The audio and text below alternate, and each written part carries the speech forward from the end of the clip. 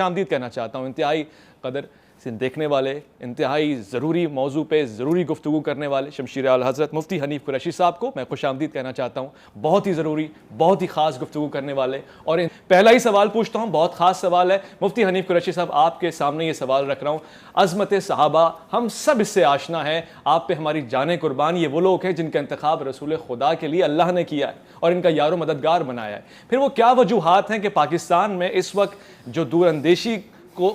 دیکھنے سے قطع نظر حالات بگاڑے جا رہے ہیں، اور پھر یہ بھی دیکھنے میں آ رہا ہے کہ دونوں طرف اعتدال کا راستہ کوئی اپنانے کو تیار نہیں ہے، کیا کہیں گے؟ نبی رحمت صلی اللہ تعالیٰ علیہ وآلہ وسلم نے ارشاد فرمایا کہ اللہ رب العزت نے اپنی محبت کے لیے، اپنی ذات کے لیے مجھے چنا. ان اللہ اختار لی واختار لی اصحابی،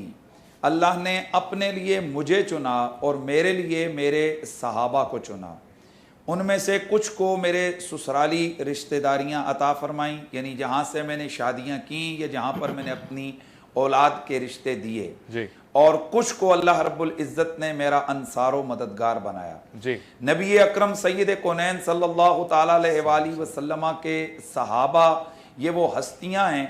کہ جو رسول خدا سید کونین کے لیے اللہ نے انہیں چنا ہے. ان پر تنقید اصل میں اللہ کے چناؤ پر تنقید ہے. ان پر بد اعتمادی حقیقت میں رسول خدا پر بد اعتمادی ہے. ان پر لان تان سب و شتم حقیقت میں رسول خدا کی شریعت کو جھٹلانا اور اللہ کے نبی کی شریعت سے بغاوت کرنا ہے. یہ جو موجودہ حالات کے اندر نبی رحمت سید کونین صلی اللہ تعالیٰ علیہ وآلہ وسلم کے صحابہ کرام کے خلاف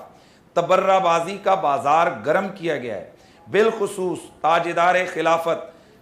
یار غارو یار مزار مصطفیٰ حضرت سیدنا ابو بکر صدیق رضی اللہ تعالیٰ عنہ کے خلاف جو زبان درازی کی گئی، حتیٰ کہ ان کی تکفیر تک کا جرم کیا گیا،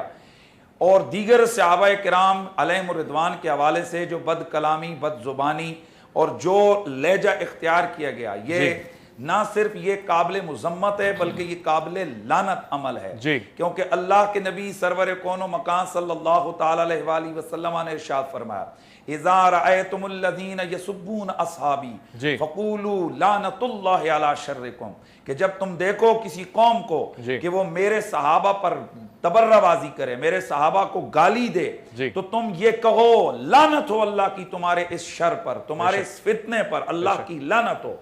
تو میں سمجھتا ہوں کہ جو عمل پاکستان کے مختلف شہروں کے اندر ایک خاص انداز سے کیا گیا، بالخصوص یہاں اسلام آباد کے اندر، اور اس کے بعد سوشل میڈیا کے اوپر نبی رحمت کے خلیفہ بلا فصل حضرت سیدنا ابو بکر صدیق رضی اللہ تعالی عنہ کی ذات پر جو تبرہ کیا گیا، اس نے پوری دنیا کے مسلمانوں کے دلوں کو چھلنی کیا ہے. یہ واقعہ میں سمجھتا ہوں کہ پاکستان کے اندر منظم طور پر فرقہ واریت پھیلانے کی ایک کوشش اور آگ لگائی جا رہی ہے. ایسا ہی ہے، یہ ایک آگ لگائی جا نہیں رہی ہے، میں سمجھتا ہوں آگ لگا دی گئی ہے. اب اگر ارباب اقتدار اور جو سٹیک ہولڈرز ہیں، جس میں ہم سارے لوگ اس میں شامل ہیں، جس میں سارے مسالک اس میں شامل ہیں، اور بالخصوص ہمارے ملک کی جو انتظامیہ ہیں، ہمارے ارباب جو اقتدار ہیں، اگر وہ حکمت کے ساتھ، تدبر کے ساتھ اس آگ پر وہ قابو نہیں پاتے تو خاکم بدہان، اللہ نہ کرے کہ ہمیں 80 کی دہائی کی طرف پھر الحفیظ علمان جس کو کہتے ہیں ریپلے، یہ ملک نہیں سہ سکتا. مفتی صاحب دوبارہ یہ صورتحال اگر پیدا ہوئی، اس وقت قوم نہیں سہ سکتی. قریشی صاحب آپ کی طرف آ رہا ہوں سوال لے کر.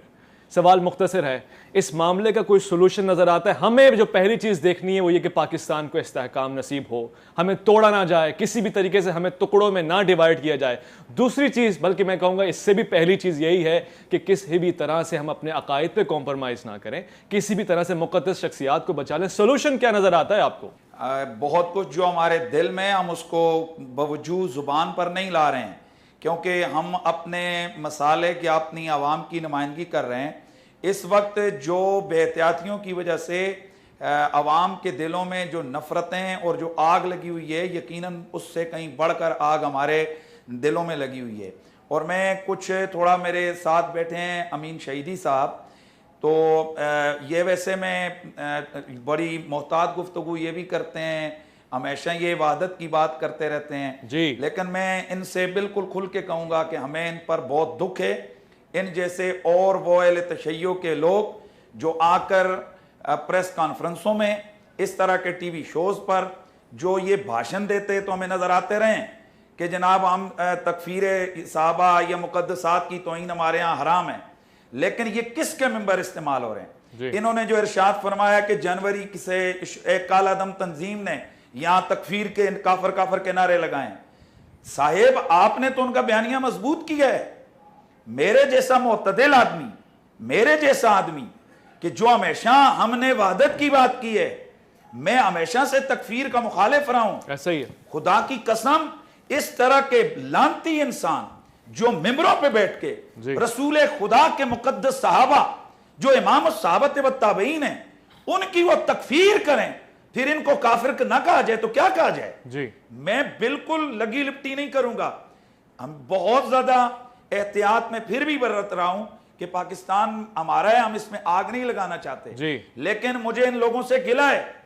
سیدہ کائنات کے حوالے سے ہمارے ایک آدمی سے بے احتیاطی کے جملے نکلے اور یہ بھی جانتے ہیں میں گواہ ہوں کہ اس کی نیت یا وہاں جو لے جا وہ گستاخی کرنے کا نہیں تھا، اس نے غلط تشریح کرتے ہوئے اس نے لفظ کا غلط چناوس کیا۔ جی سب سے پہلے اسی کے پیر صاحب، اسی کا مرشد خانہ، اسی بندے کے تمام دائیں بائیں والے جو کئی سالوں سے کٹھے پڑھتے رہے سب اٹھ کر اس کے خلاف کھڑے ہوئے۔ ہم نے سیدہ کائنات کا دفاع کیا، اہل بیت اطہار کے دفاع میں ہم کھڑے ہوئے، ہم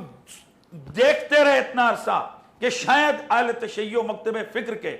ذمہ دار جو لوگ ہیں ان کی طرف سے اس طرح کے لعینوں کے خلاف از خود نوٹس لیا جائے اور وہ لوگ آ کر میڈیا پہ ان کی مذمت کریں اور وہ یہ کہیں کہ جناب اہل تشیع کا یہ مکتب فکر نہیں ہے۔ میں بالکل اس وضاحت کو ربانی بھائی کافی نہیں سمجھتا ہوں کہ اس طرح کے پروگرام میں وضاحت ہو جائے اور باقی جو بڑے بڑے پلیٹ فارمز ہیں ان کے پاس اپنے، خدا کی قسم عوام کے سامنے یہ ایک بہت، میں کہتا ہوں کہ اس واقعہ نے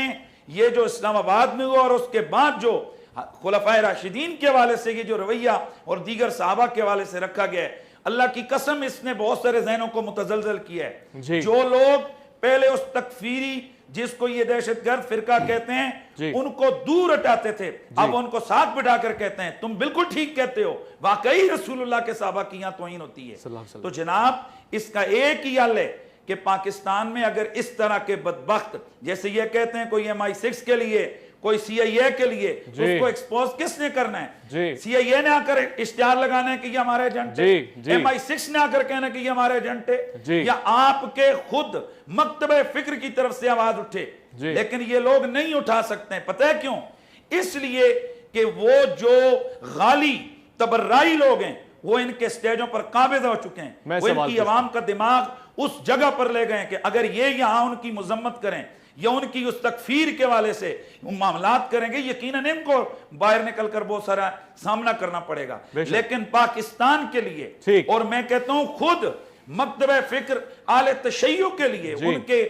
مستقبل کے لیے، ان کی بھلائی کے لیے یہ ان کے ذمہ داروں کو کرنا پڑے گا، وحدت کے لیے، اس ملک میں امن کے لیے، کہ یہ کھل کھلا کر خود آئیں اور آ کر کہیں کہ رسول اللہ صلی اللہ علیہ وسلم۔ اور میں ایک بات اور یہاں کر رہا ہوں، ہم ان کی کتابیں اچھی طرح پڑھے ہوئے ہیں، یہ ہماری، ہمیں سب پتہ ہے کہ کس جگہ کون سی بات کس طریقے سے کس تناظر میں ہوتی ہے۔ ہم تو ہمیشہ یہی مطالبہ کرتے رہے ہیں کہ خدا کے لیے کسی بھی مسلمان کے سامنے رسول اللہ کے صحابہ کے حوالے سے توہین کا لے جانا ہے۔ اور آج کل کیا ہو رہا ہے کہ آپ کا مطالبہ اگر گورنمنٹ سے تو آپ کے لوگ آ کر پریس کانفرنس کر کے رسول اللہ کی بنات کا انکار کر رہے ہیں، خلفائے راشدین کا انکار کر رہے ہیں، پھر وہ ایسے مسائل چھیڑ رہے ہیں کہ جو کتابوں میں بھی نہیں چھیڑے جاتے تھے۔ تو یہ وہ وجوہات ہیں، یہی وجوہات ہیں، اسی پہ بات ہونی چاہیے۔ میں علامہ امین شہیدی صاحب سے سوال لے لیتا ہوں اس حوالے سے۔ قسم کی مذمت کریں کہ یہ ایسے لعنتی کردار، ان کو ہم سارے مل کر جناب کک آؤٹ کریں گے، تب یہاں پر یہ اس وقت امت کی رائے ہے نا، ہم سب اسی طرح سے دیکھ